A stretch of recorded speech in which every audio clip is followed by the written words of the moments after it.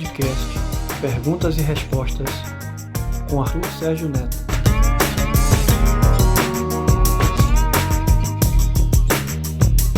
A onda de drones nos Estados Unidos.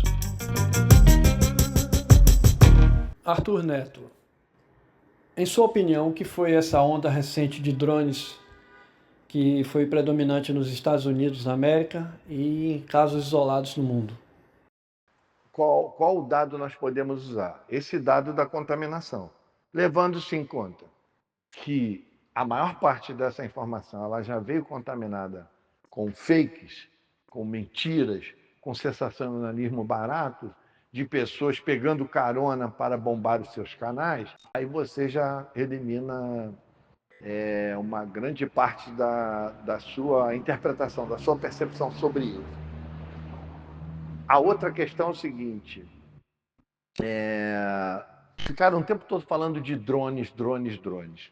Então a gente tem que pontuar isso aí.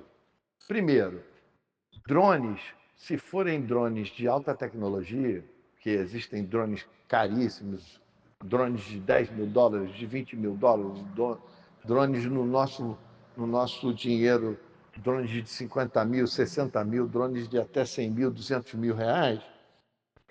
As pessoas que mexem com drones, os profissionais que trabalham com drones, salvo engano, eles raramente voam à noite. Já começa por aí.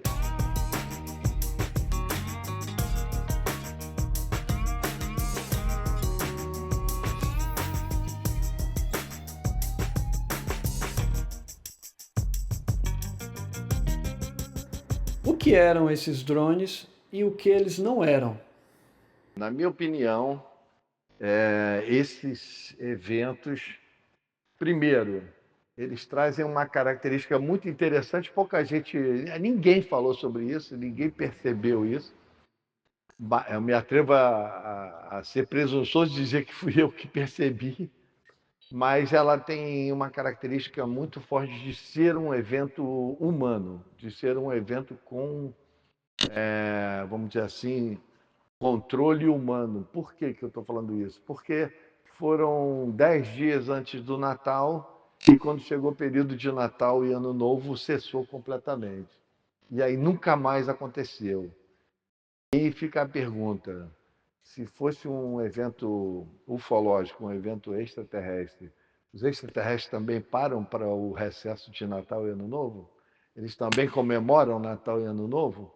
Então já fica um dado aí, que é um dado corriqueiro, muito simples, de pura observação, mas que chama a atenção nesse sentido. Porque os eventos pararam. Os eventos aconteceram 2 semanas a 10 dias antes do período do Natal, e quando chegou em Natal e Ano Novo, parou, mas cessou completamente. Ninguém mais falou sobre isso. Então,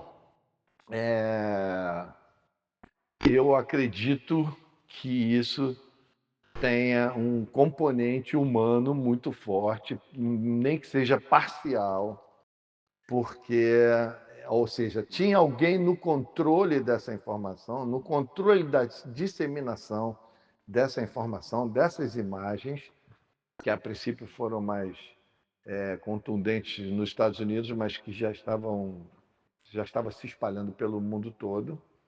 Aí é que entra um outro componente que eu acho que é o grande contaminador dessa informação. Essa informação ela pode até ter um quê de verdade, um quê de realidade, mas eu acredito que 90% dessa informação ela já está totalmente contaminada. Isso eu percebi logo de cara quando eu comecei a ver esses eventos. Por quê? Porque os eventos eles se espalharam numa velocidade e você percebia claramente que 90% das pessoas que estavam divulgando são sensacionalistas baratos, são pessoas que não estão preocupadas com a boa informação na ufologia, são pessoas que querem pura e simplesmente bombar seus canais, aproveitar para faturar em cima, para monetizar em cima dessa informação, seja ela verdadeira ou falsa. Então, aí você já percebe esse componente contaminante, e aí você já vê que um percentual muito pequeno daquilo que está acontecendo ali tem a chance de ser verdadeiro. Então, já são dois aspectos importantes. Agora, vamos para a segunda pergunta. Ele pergunta o que seriam esses objetos. Na minha opinião, o que são esses objetos? O que seriam esses objetos? Bom, eu vou dar a minha opinião, não quer dizer que eu esteja 100% certo, não, não quer dizer que eu esteja totalmente correto. Bom, como eu ia dizendo, a chance de um prejuízo muito grande com drones muito caros, ela é muito maior na parte da noite, a não ser que sejam empresas ou profissionais especializados em, agora é muito comum, em eventos onde eles fazem aquelas apresentações no céu noturno.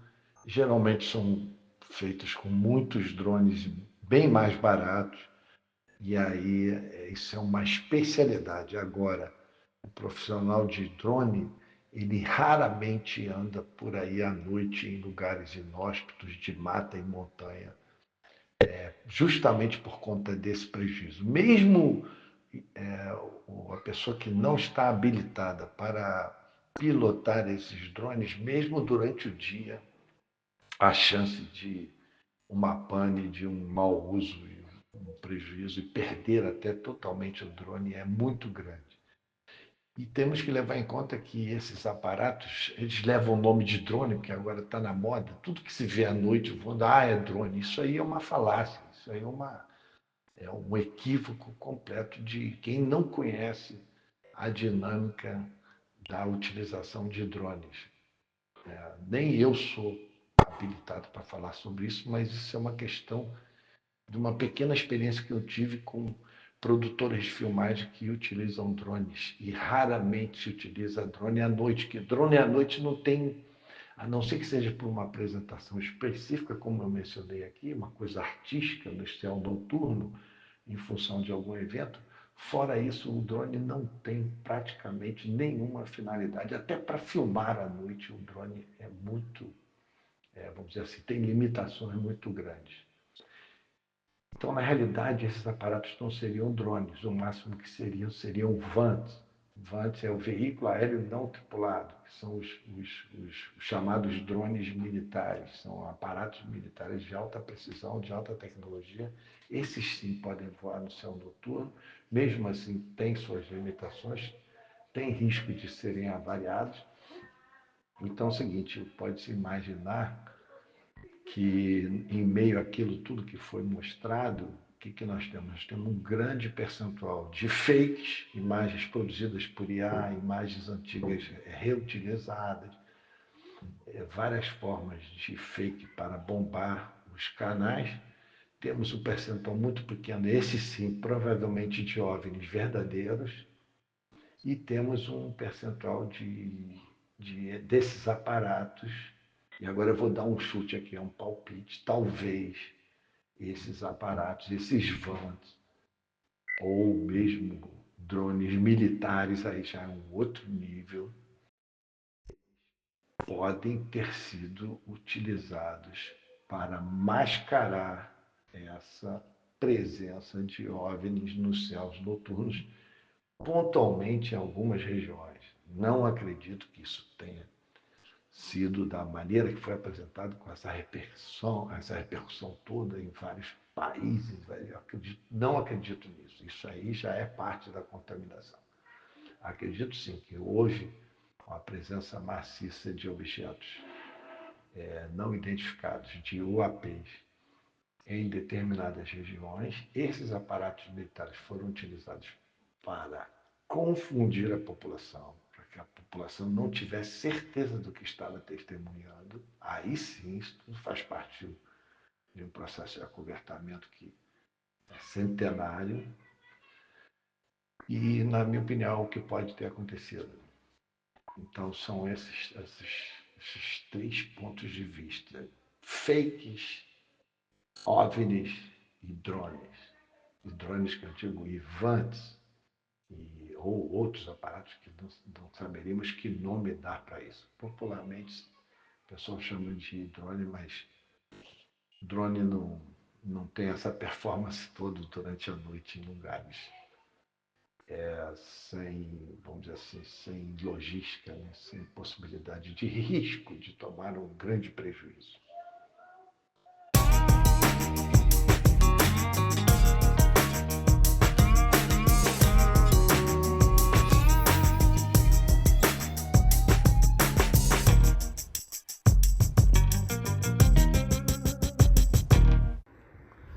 Arthur, e no Brasil, houve casos em que os drones foram identificados como coisas não identificadas? Bom, respondendo à terceira pergunta, se no Brasil também houve esse tipo de coisa, eu acredito que houve uma tentativa de fazer pensar que isso era uma onda mundial e que chegara ao Brasil também.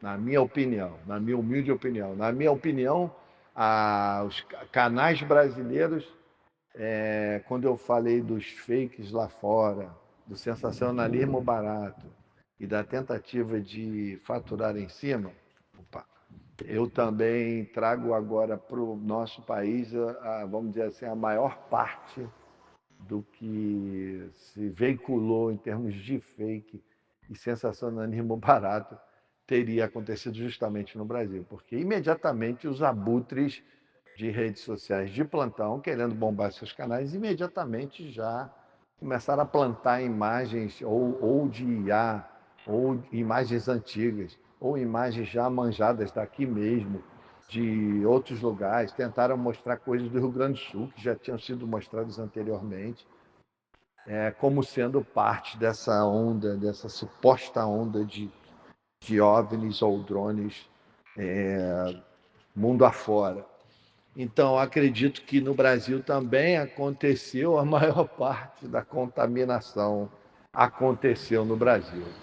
Se OVNIs verdadeiros estiveram perambulando por aqui, dificilmente nós saberemos, justamente por causa de toda essa confusão criada pelos fakes.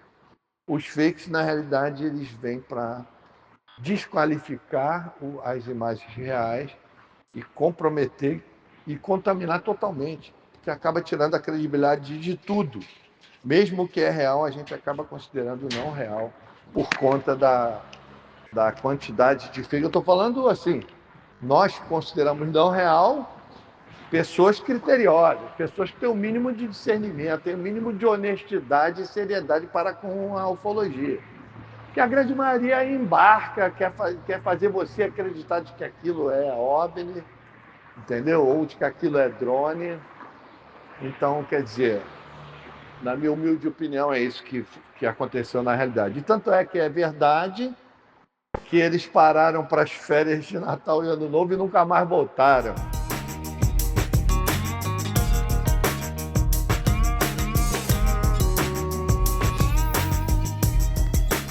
Será que o caso Magé, em 2020, em meio à circunstância da pandemia de Covid-19 e em meio ao que a gente ainda vive como a explosão da interconectividade e da hiperatividade nas redes sociais, será que a gente pode dizer que o caso Magé inaugura a predominância quase que absoluta dos fakes em cima dos fatos, no caso na ufologia principalmente?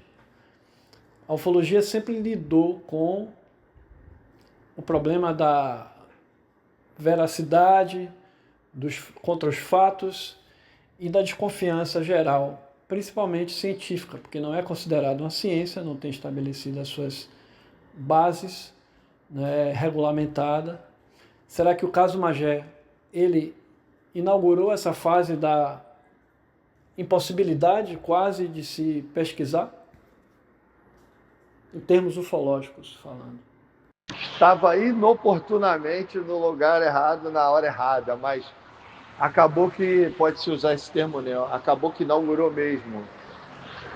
Hoje, antes a gente tinha dificuldade de saber se o fato era real ou não. Hoje você tem dificuldade de saber se é real ou se é fake. Hoje, se você quiser provar que aquilo é fake, você vai ter extrema dificuldade.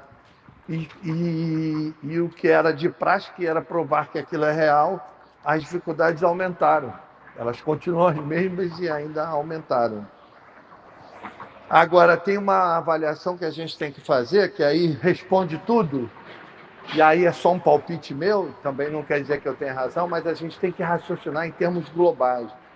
Em termos globais, o que estava acontecendo naquele período?